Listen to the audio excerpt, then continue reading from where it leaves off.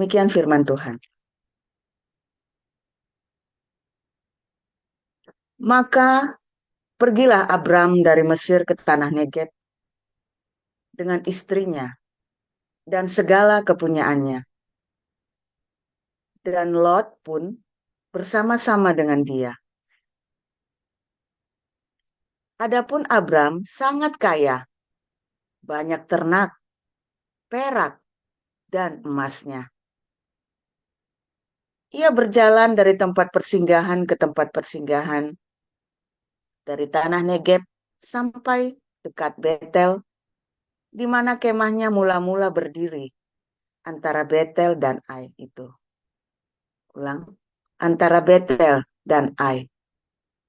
Ke tempat mezbah yang dibuatnya dahulu di sana. Disitulah Abram memanggil nama Tuhan. Juga Lot yang ikut bersama-sama dengan Abram mempunyai domba dan lembu dan kemah. Tetapi negeri itu tidak cukup luas bagi mereka untuk diam bersama-sama, sebab harta milik mereka amat banyak, sehingga mereka tidak dapat diam bersama-sama. Karena itu terjadilah perkelahian antara para gembala Abram dan para gembala Lot. Waktu itu, orang Kanaan dan orang Feris diam di negeri itu. Maka berkatalah Abram kepada Lot, janganlah kiranya ada perkelahian antara aku dan engkau, dan antara para gembalaku dan para gembalamu. Sebab kita ini kerabat. Bukankah seluruh negeri ini terbuka untuk engkau? Baiklah, pisahkan dirimu daripadaku. Jika engkau ke kiri, ke aku ke kanan. Jika engkau ke kanan, maka aku ke kiri. Lalu Lot melayangkan pandangnya dan dilihatnya lah bahwa seluruh lembah Yordan banyak airnya, seperti taman Tuhan, seperti tanah Mesir, sampai ke Zoar. Hal itu terjadi sebelum Tuhan memusnahkan Sodom dan Gomora. Sebab itu, Lot memilih baginya seluruh lembah Yordan itu. Lalu ia berangkat ke sebelah timur dan mereka berpisah. Abram menetap di tanah Kanaan, tapi Lot menetap di kota-kota lembah Yordan dan berkemah di dekat Sodom. Adapun orang Sodom sangat jahat dan berdosa terhadap Tuhan. Setelah Lot berpisah daripada Abram, firmanlah Tuhan kepada Abram, pandanglah sekelilingmu dan lihatlah dari tempat engkau berdiri itu ke timur dan barat, utara dan selatan.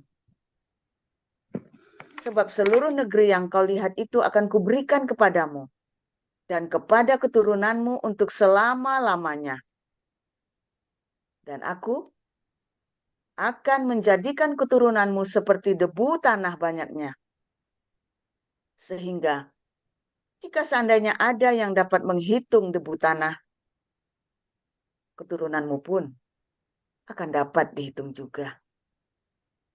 Bersiaplah, jalanilah negeri itu menurut panjang dan lebarnya, sebab kepadamulah akan kuberikan negeri itu. Sesudah itu Abram memindahkan kemahnya dan menetap di dekat pohon-pohon tarbantin di Mamre, dekat Hebron. Lalu didirikannya lah mezbah di situ bagi Tuhan.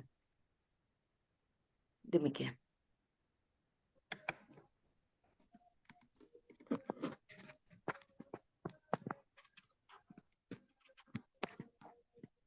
Baik, saya akan melanjutkan pembacaan kebenaran firman Tuhan yang terambil dari 2 Petrus 2 Petrus 2.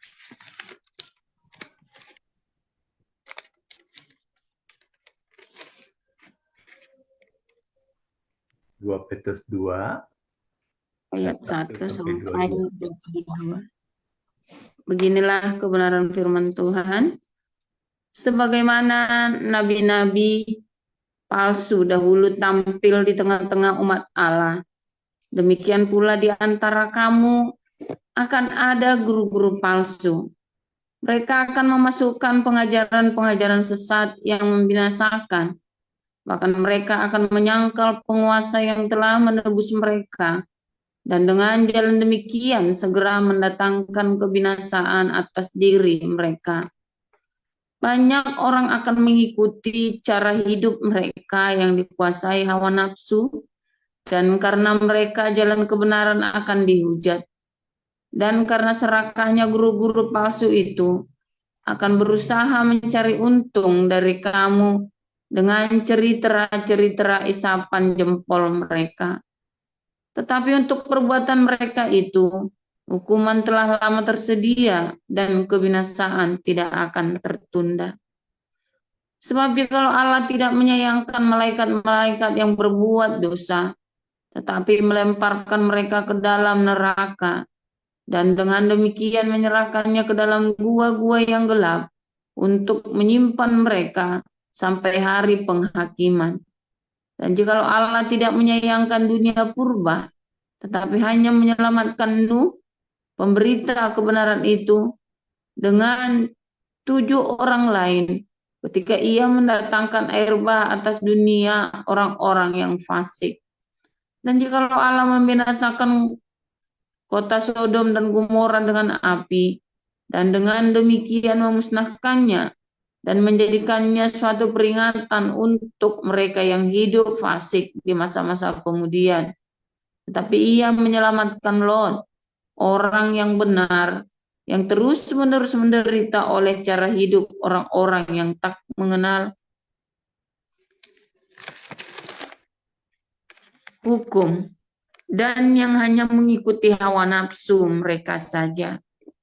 Sebab orang benar ini tinggal di tengah-tengah mereka, dan setiap hari melihat dan mendengar perbuatan-perbuatan mereka yang jahat itu, sehingga jiwanya yang benar itu tersiksa. Maka nyata bahwa Tuhan tahu menyelamatkan orang-orang saleh dari pencobaan, dan tahu menyimpan orang-orang jahat untuk disiksa pada hari penghakiman, terutama mereka yang menuruti hawa nafsunya karena ingin mencemarkan diri dan yang menghina pemerintahan Allah. Mereka begitu berani dan angkuh, sehingga tidak segan-segan menghujat kemuliaan, padahal malaikat-malaikat sendiri yang sekalipun lebih kuat dan lebih berkuasa daripada mereka tidak memakai kata-kata hujat kalau malaikat-malaikat menuntut hukuman atas mereka di hadapan Allah. Tetapi mereka itu sama dengan hewan yang tidak berakal, sama dengan binatang yang hanya dilahirkan untuk ditangkap dan dimusnahkan. Mereka menghujat apa yang tidak mereka ketahui, sehingga oleh perbuatan mereka yang jahat, mereka sendiri akan binasa seperti binatang liar dan akan mengalami nasib yang buruk sebagai upah kejahatan mereka. Berfoya-foya pada siang hari, mereka anggap kenikmatan. Mereka adalah kotoran dan noda yang mabuk dalam hawa nafsu mereka, kalau mereka duduk makan minum bersama-sama dengan kamu. Mata mereka penuh nafsu zina, dan mereka tidak pernah jemu berbuat dosa. Mereka memikat orang-orang yang lemah, hati mereka telah terlatih dalam keserakahan. Mereka adalah orang-orang terkutuk, Oleh karena mereka telah meninggalkan jalan yang benar, maka tersesatlah mereka, lalu mengikuti jalan Bileam, anak Beor, yang suka menerima upah untuk perbuatan-perbuatan yang jahat. Tetapi Bileam beroleh peringatan keras untuk kejahatannya, sebab keledai beban yang bisu berbicara dengan suara manusia dan mencegah kebebalan nabi itu. Guru-guru palsu itu adalah seperti mata air yang kering, seperti kabut yang dihalaukan taufan. Bagi mereka telah tersedia tempat dalam kegelapan yang paling dahsyat, sebab mereka mengucapkan kata-kata yang congkak dan hampa dan mempergunakan hawa nafsu cabul untuk memikat orang-orang yang baru saja melepaskan diri dari mereka yang hidup dalam kesesatan. Mereka menjanjikan kemerdekaan kepada orang lain, padahal mereka sendiri adalah hamba-hamba kebinasaan. Karena siapa yang dikalahkan orang, ia adalah hamba orang itu. Sebab jika mereka, oleh pengenalan mereka akan Tuhan dan Juru Selamat kita, Yesus Kristus, telah melepaskan diri dari kecemaran-kecemaran dunia, tetapi terlibat lagi di dalamnya, maka akhirnya keadaan mereka lebih buruk daripada yang semula. Karena itu bagi mereka adalah lebih baik jika mereka tidak pernah mengenal jalan kebenaran daripada mengenalnya, tetapi kemudian berbalik dari perintah kudus yang disampaikan kepada mereka. Bagi mereka cocok apa yang dikatakan peribahasa yang benar ini. Anjing kembali lagi ke muntahnya, dan babi yang mandi kembali lagi ke kubangannya. Demikian kebenaran firman Tuhan. Amin. Terima kasih para lektor, Ibu Nerliana dan Ibu Sarma. Dan terima kasih multimedia, Pak Mulia. Judul firman Tuhan pagi ini Israel dan Yordania. Silakan Pastor Paul.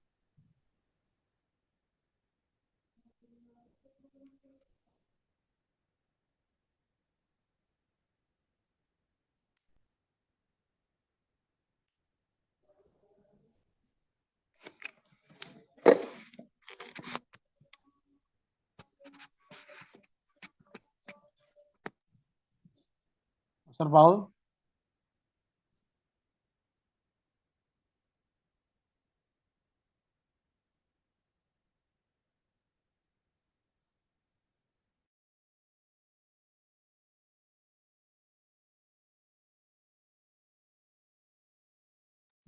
Sebentar ya.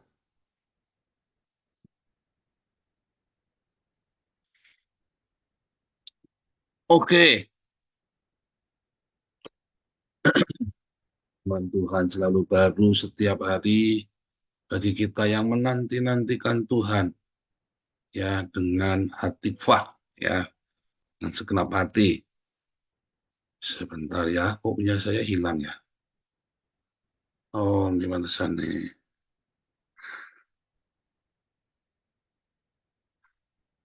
Oke, nah, saudara, tadi kita cerita Abraham dan Lot, ya.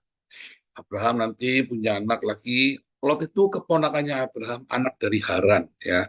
Haran itu mati waktu Abraham itu perang sama Nimrod, ya. Kemudian Lotnya ikut Abraham ke Kanaan.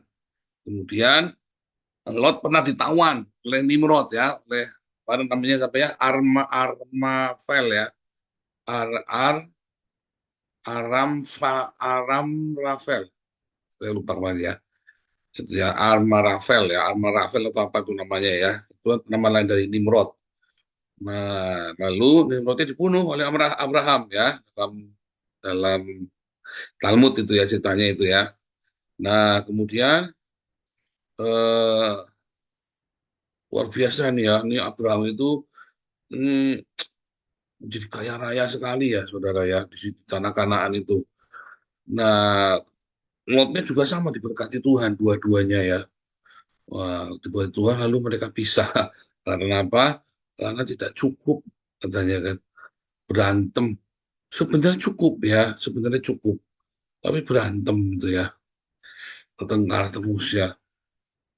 Saudara, kata kuncinya di situ ya. Mengapa Abraham dan Lot berpisah? Harus berpisah sebenarnya cukup. Ya, dunia ini itu lebih dari cukup ya. Itu lagunya kita ya, lagu temanya Damaris ya. Dunia ini lebih dari cukup bila kita semua berbagi. Sebetulnya ya, Anda nggak perlu pergi ke Mars ya. Kenapa? Coba Anda lihat Arab Saudi. Berapa berapa persen dari Arab Saudi yang sudah ditempati manusia? Berapa persen dari tanah Australia yang sudah ditempati manusia, saudara? Berapa persen dari Asia ataupun Cina itu Cina ya, dengan negara yang seluas itu, 50% dari rakyat Cina tinggalnya di tepi barat, di pantai barat. Sementara di tengah-tengah, di timur itu kosong melompong. Rusia juga sama. Afrika juga sama. Ya, Amerika juga sama. Daripada pergi ke Mars, mendingan kan mereka apa namanya, merenovasi, memperbaiki tanah yang sudah ada kan, harus tinggal ditempati kan. Orang ini manusia kadang-kadang ini ada saja. Tidak mau pergi ke Mars otaknya itu. Padahal dunia itu lebih dari cukup, saudara. Bahkan 10 miliar orang lebih dari cukup bila dia mau berbagi satu sama lain. Yang satu tanahnya luas, yang satu tanahnya sempit, ya nggak punya rumah, itu kan nggak mau berbagi kan. Tapi kalau dunia itu mau berbagi, dunia itu lebih dari cukup. Kalau manusia mau berbagi itu, dunia ini lebih dari cukup, saudara. Ya, lebih dari cukup. Tapi manusia itu nggak mau berbagi serakah. Semuanya untukku. Maunya bertengkar. Nah, kayak pengurus kita senangnya bertengkar. Harusnya nggak perlu bertengkar. Kenapa sih harus bertengkar? Iya kan? Kenapa harus bertengkar? Ya karena masing-masing punya egonya masing-masing. Mereka lupa ya kita punya musuh yang lebih besar. Lupa ya, kita anggap maunya kamu berani berdiri di depanku, kita libas. Anda lupa ya. Bahkan saya pun tidak mau memusuhi YouTuber-YouTubers yang memfitnah saya, saudara. Kalau bisa bergabung, kita harus jadi satu. Ya, tapi kan kita dimusuhi, bukan memusuhi.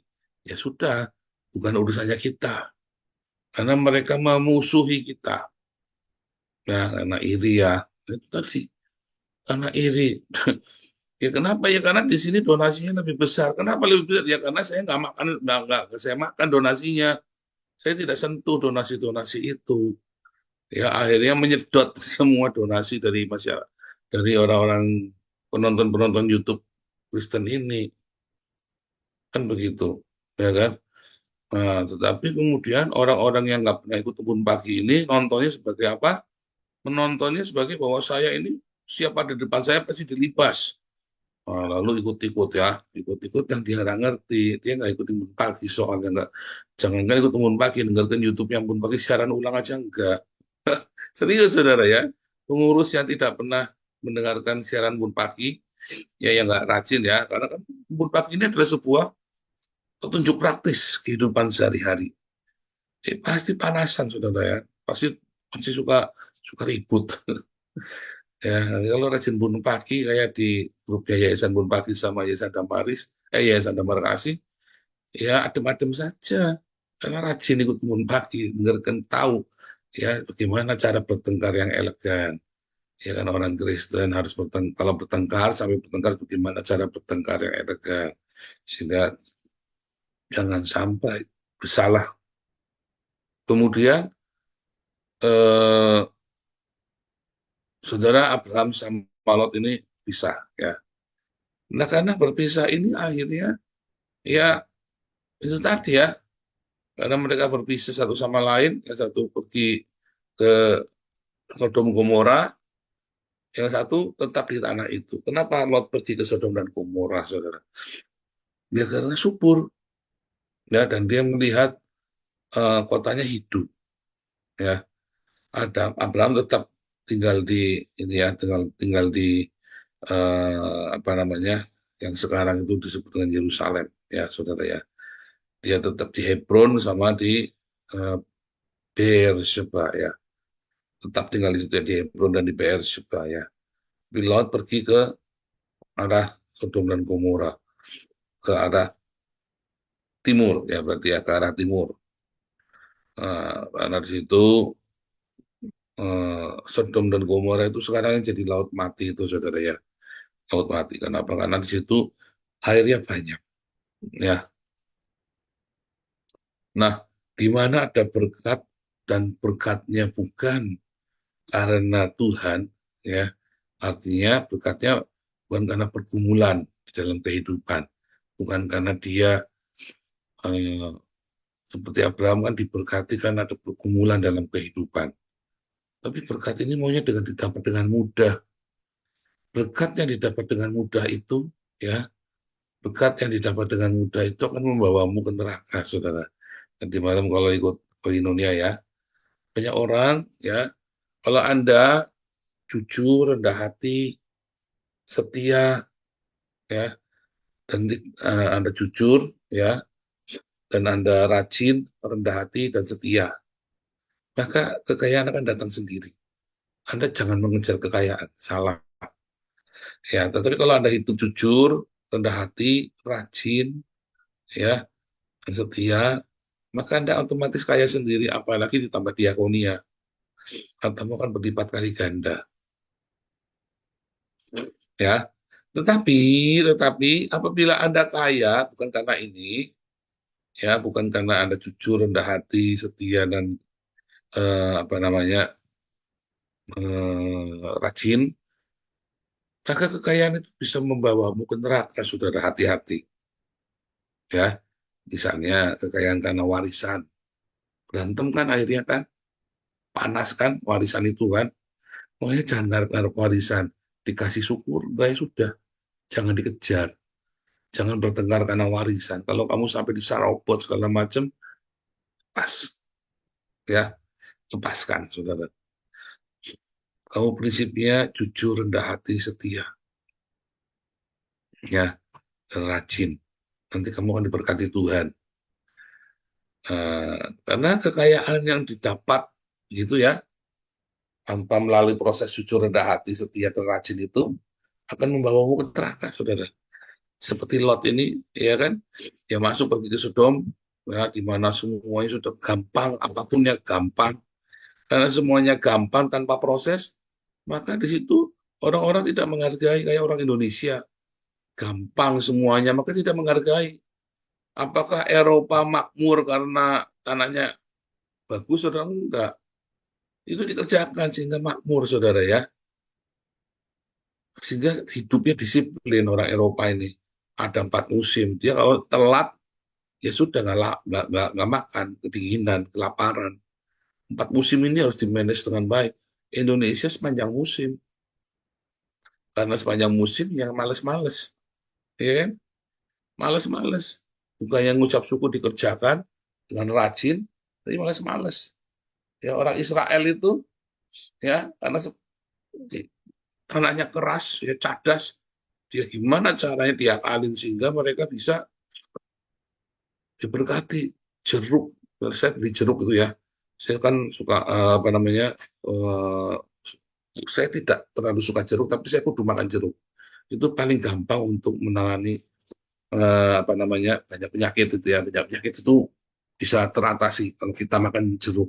Saya jadi ingat ya, jeruknya mah ya. Terus, saudara, kalau beli jeruk di Indonesia, waduh, Anda akan beli di supermarket saja bisa asem ya. Ya kan?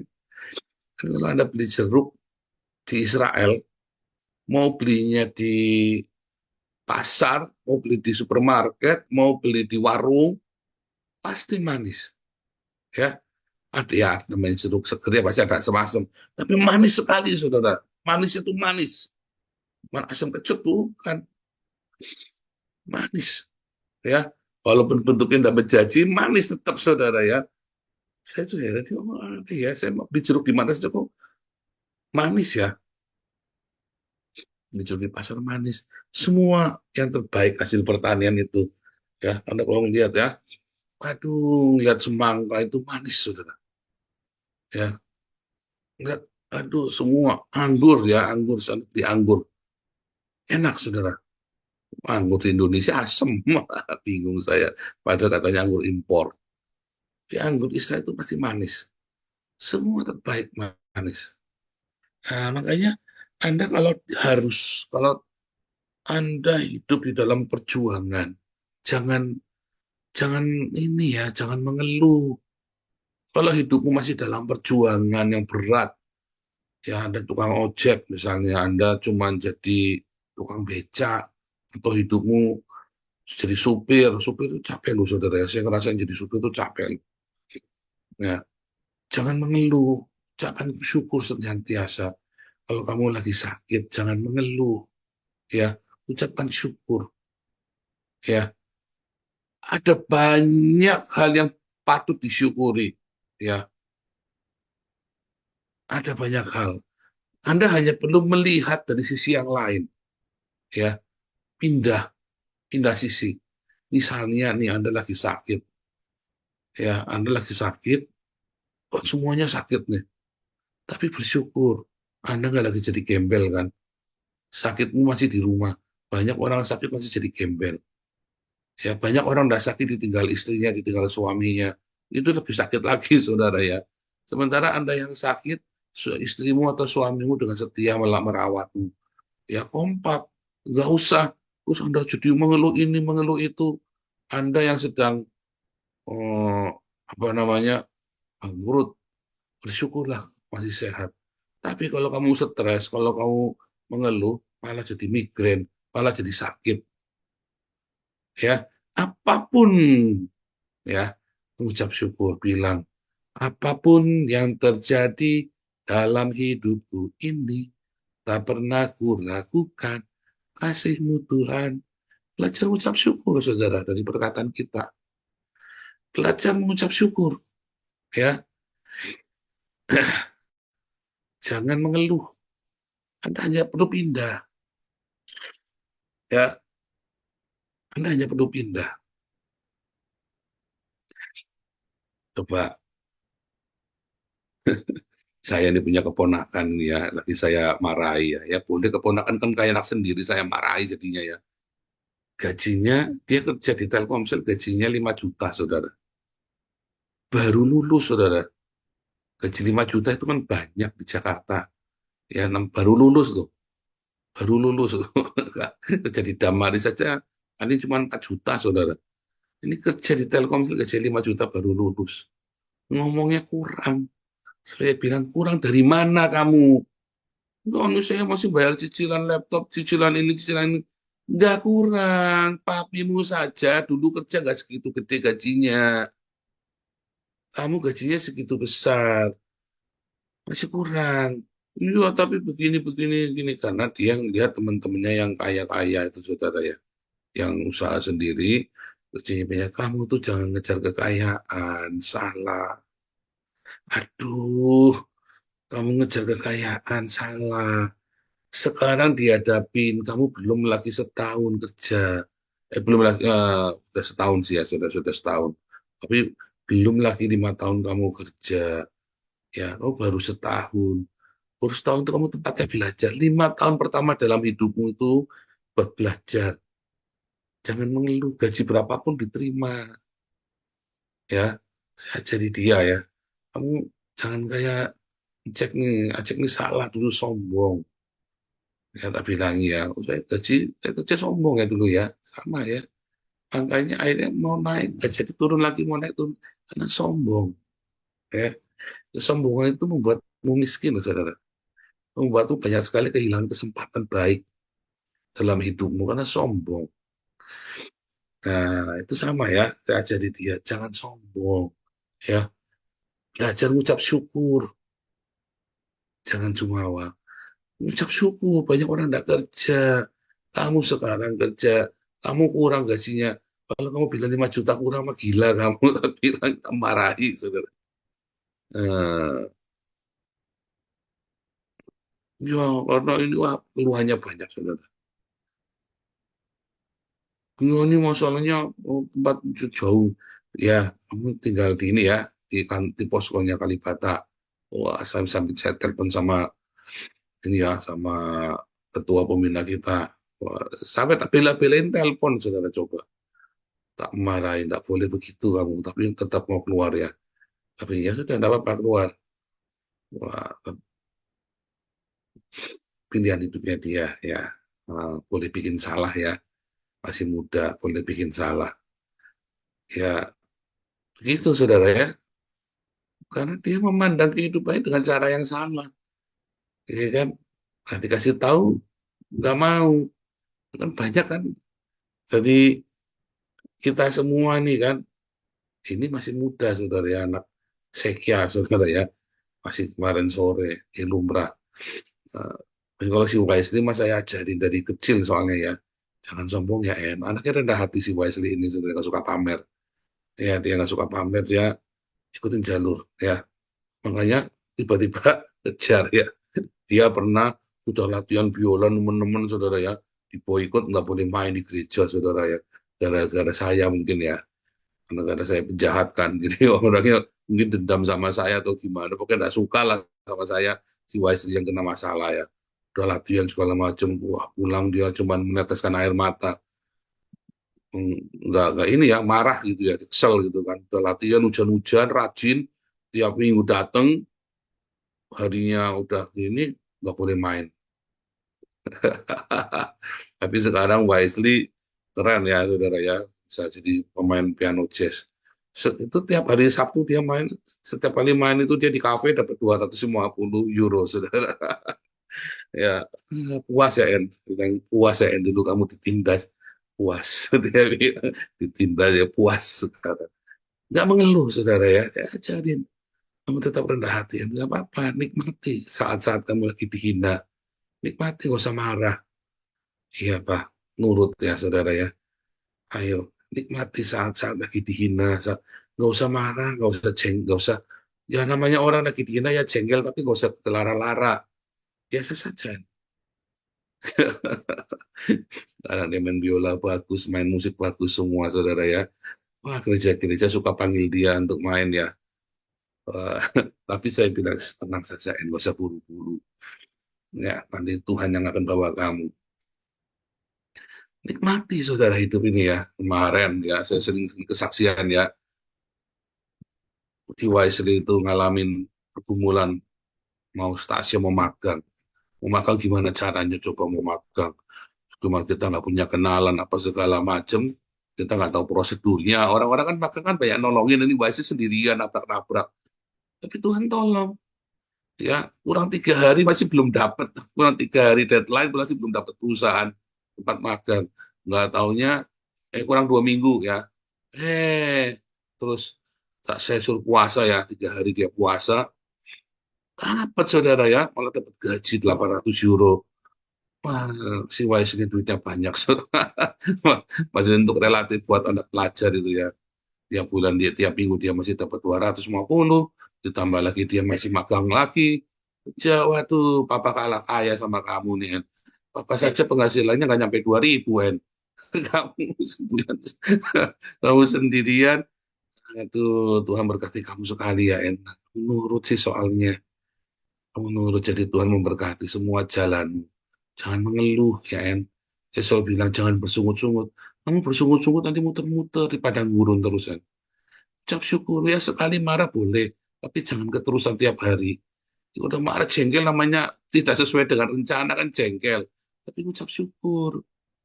Ya, habis itu ucap syukur atas sama Tuhan. Itu saudara, respon sikap hatimu yang benar. Ya, seperti Abraham dalam setiap masalah, dia respon hatinya benar. Respon hatinya penuh dengan pengharapan, hati kuat sama Tuhan.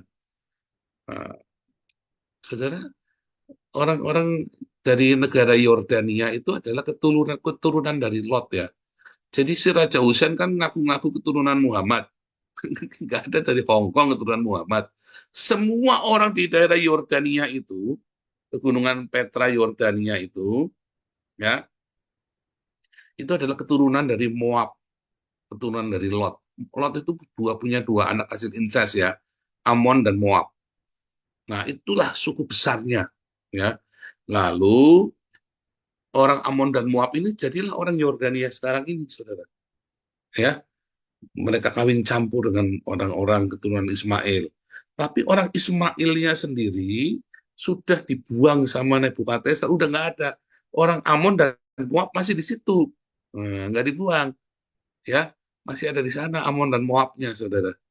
Jadi orang Yordania sekarang itu bukan keturunan Ismail, tapi keturunan Amon dan Moab. Nah, kalau keturunan Petra ditempati oleh Nabonidus, gitu ya. Lalu mereka kawin campur di sana. Nah, saudara, sejarah Abraham dan Lot ini, ya, kalau Anda mengamati dalam sejarah sekuler, maka Anda akan melihat bagaimana orang-orang Amon dan Moab ini selalu menjadi gangguan bagi Israel, saudara ya. Selalu ganggu, reseknya minta ampun nih orang-orang Amon dan Moab ini. Ya, mereka ganggu banget. Dia pokoknya menjadi gangguan ya. Nah, itu juga sama ya. Kalau orang-orang yang hidupnya tidak kudus, tidak berkenan sama Tuhan, akhirnya dia menjadi biang kerok dalam komunitas, saudara. Orang-orang yang mau enaknya sendiri, yang tidak mau rajin, jujur, setia, rendah hati, ya, maka dia akan menjadi biang kerok dalam komunitas, ya, karena dia berpikir dia biasa mendapatkan dengan gampang, ya kamu ganggu jalan saya, kamu tak singkirkan. Akhirnya jadi biang kerok, maunya gampangnya saja. Sementara ada orang yang sudah rajin, jujur, setia, dan rendah hati, ini jadi yang diribetin terus. Anda lihat teman-teman sekolahmu itu ya, yang biasa memperoleh segala sesuatu dengan mudah. Ya, jadi begitu, jadi biang kerok. Ingat nggak tuh teman-teman SMA masa kamu nggak sadar? Wah, zaman saya dulu banyak ada teman-teman yang mendapat apapun dengan mudah ya. Itu jadi biang kerok, kayak anak manja begitu loh. Anak manja yang semua maunya kudu diturutin, kalau enggak dia mutungan gitu loh. Ya, tapi kalau Anda terbiasa fight, terbiasa berjuang ya dengan normal dan responnya benar, maka Anda akan bisa berkomunitas, akan bisa membangun komunitas yang sehat. Tapi kalau kamu terbiasa semuanya maunya gampang, begitu ada masalah dikit mutung, ada masalah tersinggung dikit mutung, ya repot, saudara. Siapa di sini masih mutungan? Harga dirinya masih dicicil, hargamu masih dicicil sama ya belum lunas dibayar sama Yesus. Kamu masih cicil, bayar tapi nyicil, masih kredit. Mutungan, karena kamu maunya apa-apa gampangan. Kamu tidak mau dengan perjuangan, dengan kerendahan hati, sangkal diri pikul salib. Mau dapat sesuatunya dengan mudah. Itu kan membawamu ke neraka, ya kan? Tetapi apabila kamu mendapatkannya dengan perjuangan, kamu diberkati dalam kerendahan hati, ya perjuangan itu bisa karena kerendahan hati, bisa karena kepahitan loh. Hati-hati ya, kepahitan juga membuat kamu berhasil loh, saudara. Kalau kamu perjuangan karena kepahitan, kamu juga akan berhasil. Tetapi kamu juga jadi biang kerok. Nah, masalahnya kita ini nggak cerita kepahitan ya. Tapi kamu juga bisa karena kepahitan. Masalahnya cerita kalau kamu memperoleh dengan amat sangat mudah, tanpa perjuangan. Itu kamu juga jadi biang kerok. Jadi, kalau ada perjuangan, nikmati. Latihan respon yang benar. Latihan. Ya, respon-respon itu harus dilatih, saudara. Nggak bisa sekali jadi itu nggak ada. Anda harus melatih respon-respon. Ya, sampai kamu sempurna seperti Bapamu sempurna. Itu nanti perjuangan itu akan membawamu masuk ke tanah perjanjianmu. Penuh susu dan madu, responmu benar, kamu akan bahagia di sana. Ya, gitu ya. Itulah cerita Abraham dan Lot, saudara. Kiranya Tuhan memberikan rema dari kisah dalam hidupmu, supaya kamu belajar menikmati perjuangan hidupmu dengan ucapan syukur, pergumulan hidupmu dengan ucapan syukur, ya, melihat dari perspektif yang lain. Anda melihat ada janji Tuhan, ada penyertaan Tuhan. Mungkin segala sesuatunya tidak baik kelihatannya. Ucapkan syukur sama seperti Abraham. Percaya, ya, dan lakukan dengan setia perjalanan hidupmu itu bersama dengan Tuhan. Makanya diakonia yang rajin, ya, supaya kamu disertai Tuhan, membersihkan seluruh hidupmu diakonia itu. Tuhan Yesus memberkati.